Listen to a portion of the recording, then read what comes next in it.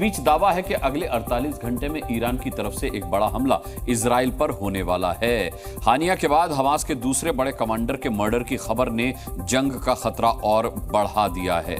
आज इजरायली सेना ने हमास के मिलिट्री चीफ मोहम्मद दाइफ को मारने का दावा किया है। गाजा पट्टी के खान यूनिस पर 13 जुलाई को एक हमले में दाइफ को मार गिराया गया था, यानी जुलाई में हमास के पॉलिटिकल चीफ और मिलिट्री चीफ दोनों को उड़ा दिया गया। हमास के 3 बड़े नेताओं ने इजराइल पर 7 अक्टूबर को हमले में बड़ी भूमिका निभाई थी। तीसरा नाम है गाजा का चीफ याह्या सिनवार, और इस समय हमास के बड़े लीडर्स में सिर्फ सिनवार ही बचा हुआ है। अब गाजा की सबसे महत्वपूर्ण तस्वीर में आपको दिखाते हैं कि ईरान के सुप्रीम लीडर को हानिया जैसे आसमानी हमले का डर आखिर क्यों सता रहा है।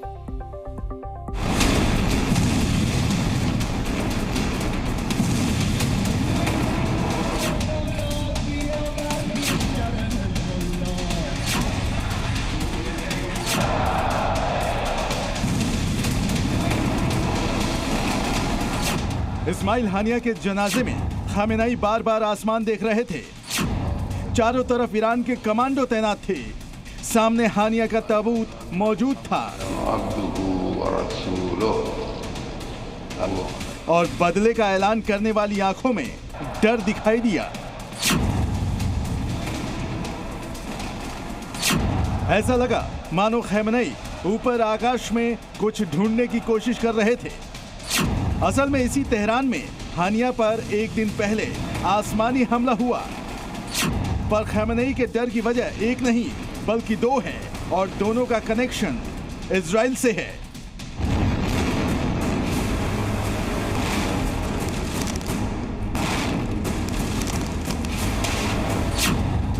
जिस तरह हानिया पर हमला हुआ उससे मिलता जुलता अटैक हमास के मिलिट्री चीफ मोहम्मद दाइफ पर गाजा में हुआ था, और ये तस्वीर आज ही सामने आई है।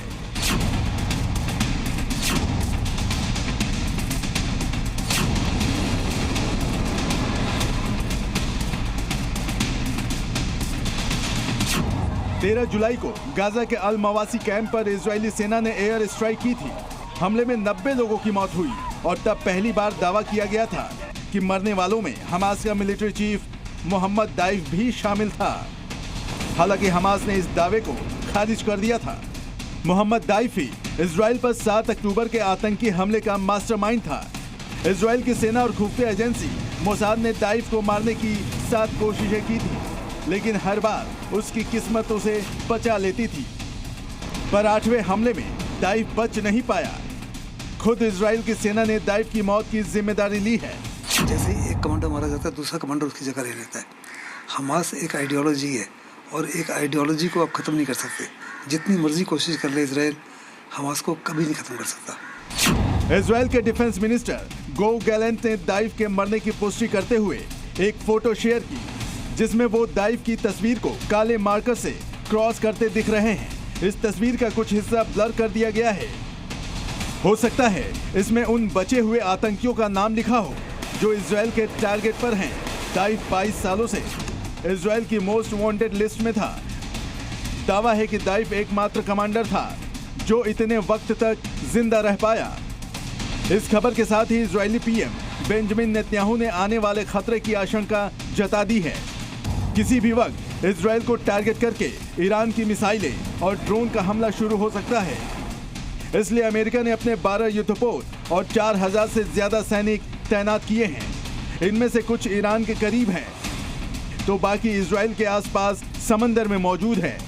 और इतनी फायर पावर तैनात करने की वजह खुद अमेरिका ने बताई है।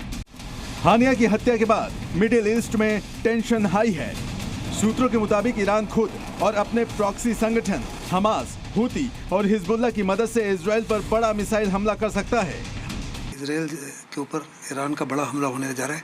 पिछली बार उन्होंने 200 ड्रोन्स और मिसाइलों से हमला किया था।